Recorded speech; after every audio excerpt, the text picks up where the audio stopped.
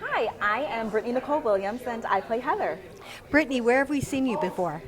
You may have seen me in Aladdin on Broadway. You may have seen me in the prom tour, the prom national tour, the national tour of The Bronx Tale, the national tour of Donna Summer, the musical. So, yeah. Now, who do you play in this show? You're the lead, so Yes. I play Heather, and she's a 17-year-old girl from Sharonville, Ohio. She lives in a community that everybody kind of conforms to the standard, and she's the odd one out. She's the different person, and so she's kind of trying to find herself. On top of everything else, she has a secret power that she doesn't know how to control and she doesn't really understand, and so you kind of follow this journey with her. does she conform? She doesn't conform. Heather's not a conformist at all. Love to hear that. Yes. I like the nonconformists. Me too. What would you like people to take away from this show? I would like people to take away that, like, at the end of the day, regardless of differences of views, political views, religious views, the end of it all, like, the biggest and most important lesson and thing that we should take with us is love.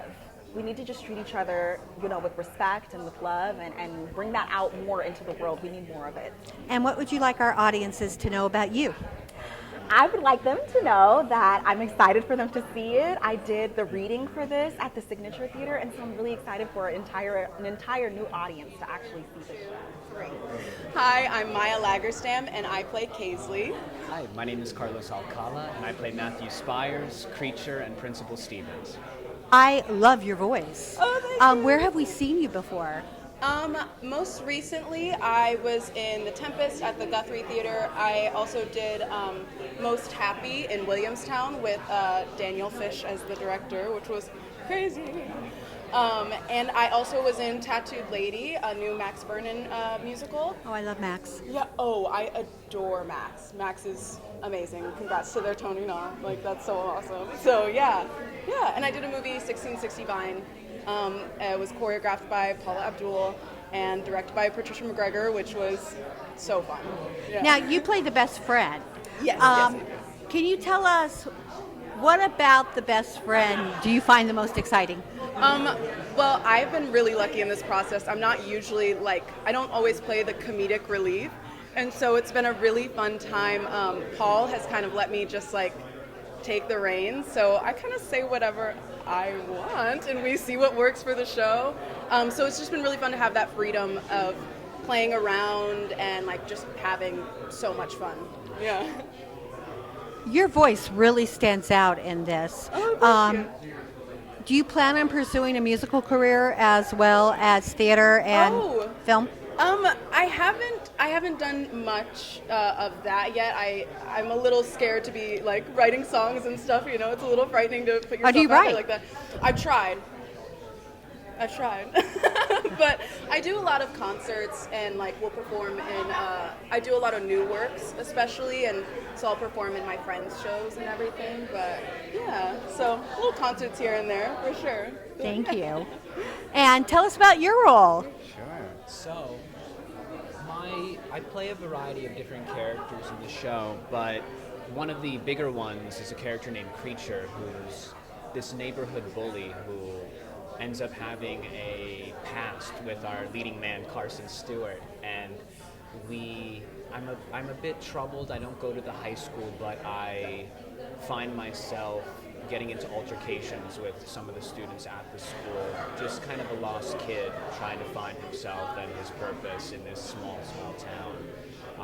But I also play Matthew Spires, who's the high school jock, popular kid, and actually the principal of the high school as well. So I have a variety of different perspectives that I end up tackling throughout the course of the show to help tell the story. But I find Creature to be particularly interesting because I don't typically play the bad boy. So this has been a really cool experience kind of diving in and playing around with that a little bit. So you're a schizophrenic in the show. Yeah, I know. Sometimes it feels like I'm all these tracks you follow throughout the course of the show because we're all working as a team to just really convey the story in the best way that we can. And I find the challenge really exciting and fresh and Paul Gordon on the music and the script has just been an absolute blast. He's making the process so nice. And what would you like our audiences to know about you? I'm in the process of starting a studio production company with my best friend Tyler Crozier. We've been working on that for a little bit now, getting the team together. We just love to create.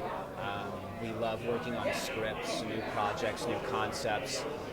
That's one of the reasons, that was one of the big reasons that I was drawn to this project. I love working on new things, being able to share new perspectives and stories and provide a voice for those who haven't gotten the opportunity to yet. I feel like this is a great time in the theater and the artistic world to be able to provide a voice for some individuals who haven't had that opportunity. I feel like that's been really, really exciting for me. Lauren Elder, I play Grace Krebs. My name is Carson Stewart, and I play Zach. Lauren, tell us your background before you got to this show.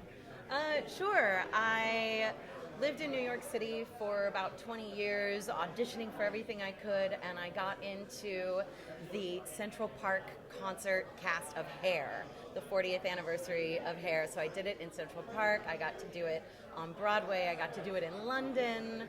And then I have worked on many other musicals in development, and I was able to do the revival of Sideshow on Broadway and at the Kennedy Center. And I'm so lucky. I've been able to make musical theater my career, and my favorite thing is developing new musicals. So to be a part of this brand new work is just thrilling. What composers would you like to work with? Ooh, Michael John LaChiusa.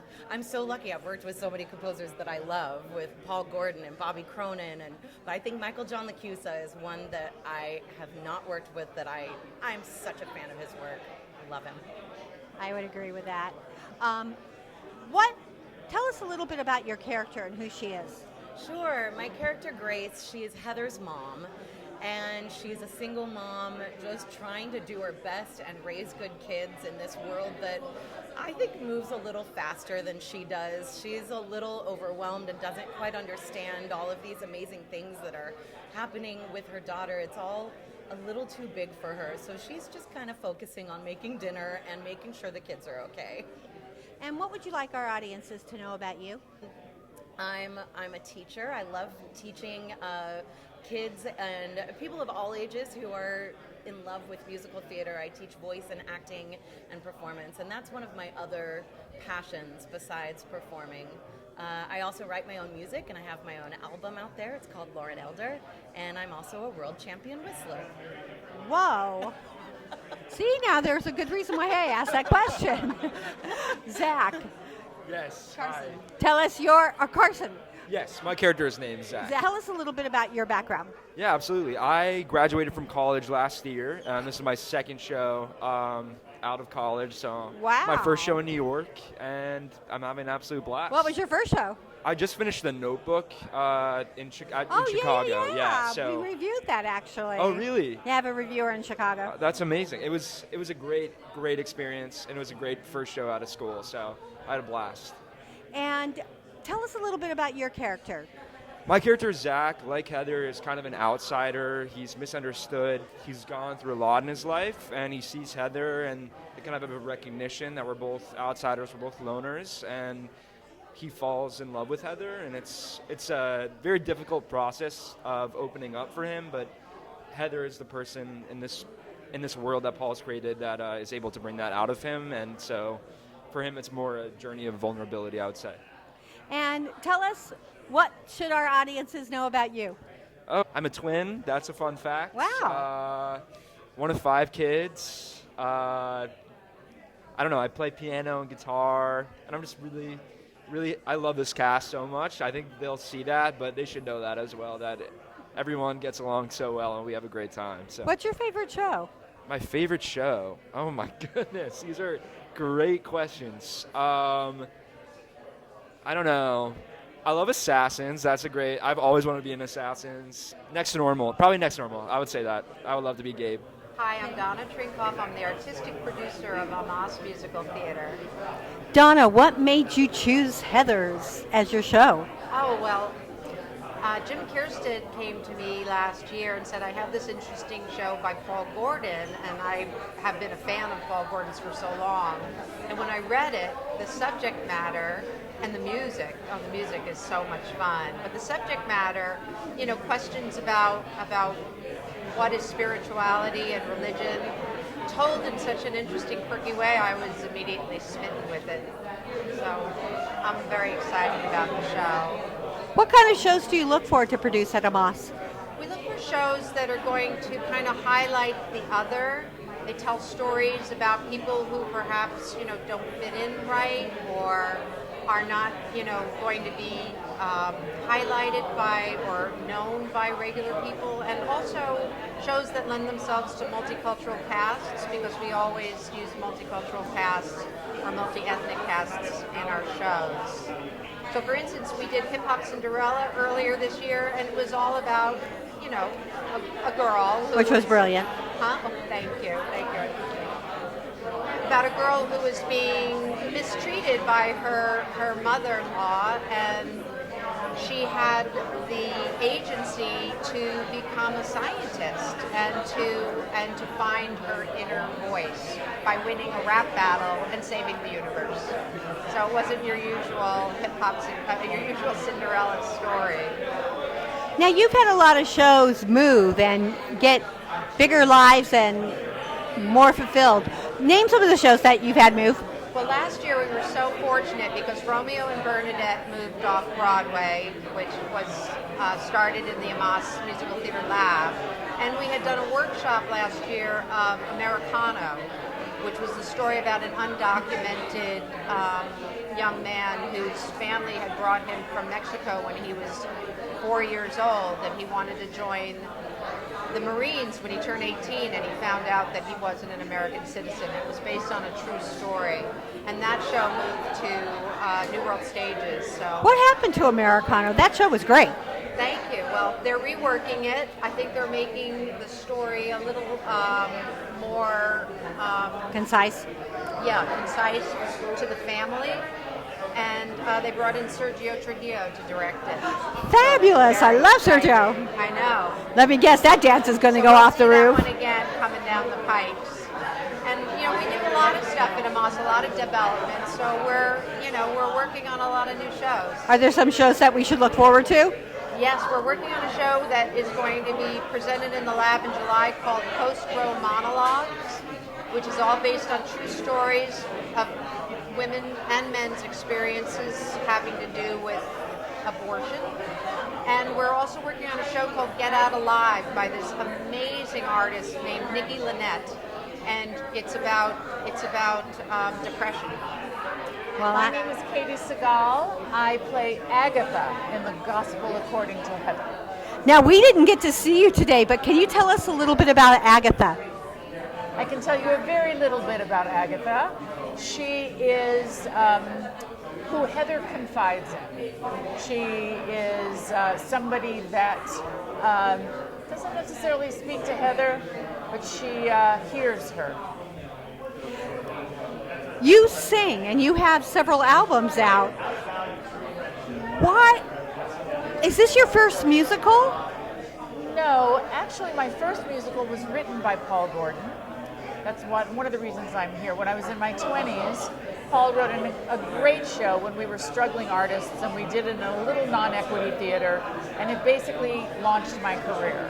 From that musical, I was, my agents found me. Very soon I was at the Mark Taper doing a musical, and before I knew it, I was on television. So I'm not unfamiliar with the theater, but it's been a while. What was the first show?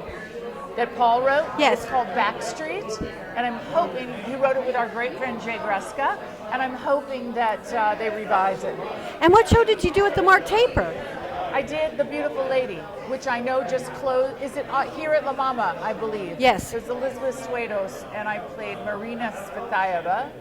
And from there, from this very dramatic role, I was spotted and asked to read for a comedy television series, which I got the job.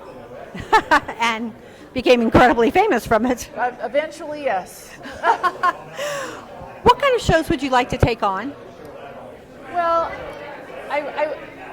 these kinds of shows. I wanted to, I've been, it's been talked about to me to come and do this kind of work in New York, but I wanted to do it with an original show. So this is original, and this is more contemporary music, which is really my jam. So this kind of show is what I would say. Are there any composers that you would like to work with? Paul Gordon. And what would you like our audiences to know about you? About Katie. What would you like our audiences to know about you? What would I like you to know? Let's see. That my work is one part of my life. I have a rounded life, and I love my work, and I love what I do, and I'm just so grateful to be here and be continuing to work and doing new things and saying yes. What else are you passionate about? Well, I have 3 kids. I really like them. I have a husband. I really like him. What else am I passionate about? I'm passionate about just changing the world and trying to improve things for my young people. So I'm passionate about a lot of those things. Jeremy Kushner, and I play Booker and Ray. Can you please tell us your background? Sure. I mean, I am originally from Canada. I moved out here in the late 90s to do a little show called Footloose, and then I've sort of been here ever since. I loved you in Atomic. Oh, thank you. I thought that was amazing. Thank you. You have such a major rock voice. What kind of shows are the shows that you long to get your little teeth into? I've always wanted to do Hedwig. I'm getting a little old in the tooth for Hedwig, but I like doing, one of the things that drew me to this show was Paul's music, so I like getting to do shows that people don't know yet, especially by great writers like Paul. See, I would love to see you play George on Sunday in the Park. Oh, I would, yes, you go and tell somebody that. I will definitely do that. I don't think they'd ever think of you in that, but I do, actually. Thank you. Tell us a little bit about your character and what you're bringing to it. Well, it's actually 2 characters, but the Heather's nemesis, Booker, is a podcast journalist probably in big quotations. He really likes to, like a lot of some of our more right-wing journalists, like to sort of create a lot of their own facts and live in a bit of a dream world, and that's him. And when he finally discovers Heather, he sort of finds his muse as far as the road that he's going to go down to really try to destroy her. Without spoiling too much, he doesn't. She wins, but good always saves the day. Exactly. But it's a lot of fun. It's great to sort of poke fun at that type of made-up journalism, and it's always fun to play the bad guy. So I get to do it a lot when you look like an old white guy like me. Only recently, may I state. It's probably well deserved at this point. No. Maybe not personally well deserved, but No, I'm sorry. What would you like our audiences to know about you? About me? Yep. Oh, I mean, I'm just really excited to be working in the city and working with this tremendous cast. I'm excited for them to come and hear this music and to see our fantastic cast. Brittany, who's heading it up, is a super talent. She's destined to be a star, and she's killing it in this show. So I'm excited. Yeah, you also have this girl named Maya that's got one killer voice. Great voices across the board. Yeah, really wonderful. Hi, I'm Paul Gordon. I'm the composer, book writer, and lyricist of The Gospel According to Heather. Paul, what else have you written? I know you did Backstreet. I heard about that. Yes, Backstreet was the... I'm so sorry. Should I look at you or look at the camera? Okay. I'll make it easy. There you go. All right, I'll keep looking at the camera. Backstreet was one of the first musicals that I wrote with my writing partner, Jay Gruska, that Katie Segal and I did way back in the late 80s. What else have you done? With Katie or just on my own? On your own. Oh, well, I've written Jane Eyre for Broadway. I've written Daddy Longlegs for Off-Broadway. Love I've written Jane Austen's Emma and Sense and Sensibility and Pride and Prejudice that have played throughout the country. Those are some of my shows. What do you look for when writing a musical? The first thing I look for in writing a musical is how am I going to build the foundation of that musical, meaning what is the story? The story is the absolute pillar of whatever you're going to do musically. A lot of people have fun ideas like I want to take this movie or that movie, but what is the reason that you're taking a subject matter and making it a musical? You have to ask yourself, do the characters sing? Is there a reason for this to be a musical other than, hey, I liked the movie, or I've always enjoyed this story? I feel like there has to be a certain level of passion in order to start a musical. In most of the shows that I've seen of yours, especially Daddy Longlegs, it's romantic, it's sweeping, it's melodic. Who inspired you to write? Musically, I'm inspired by a lot of people. My more classical pieces, I'm very inspired clearly by Stephen Sondheim, Adam Guettel, Jason Robert Brown, but also John Williams. I listen to a lot of John Williams' film score because I feel that harmonically he is one of our most gifted composers in the last 100 years. So I'm often just when I'm listening to music, listening to his film scores, not necessarily the famous ones, and that gives me a lot of musical inspiration. And what do you look for in writing a show? For me personally, I look to uplift the audience. There's so much sadness in the world, and for me personally, when I'm looking for entertainment in whatever medium, I don't shy away from the serious pieces, but I gravitate to pieces where potentially I can learn something, but maybe it's said with humor. So I believe in the messages of a lot of my shows, but I like the vehicle to be through humor, romance, love. I love telling those stories. And I basically want to make people feel good, either about their own lives or a little reprise from their own lives for 2 hours. I feel like that's what art can do. Thank you.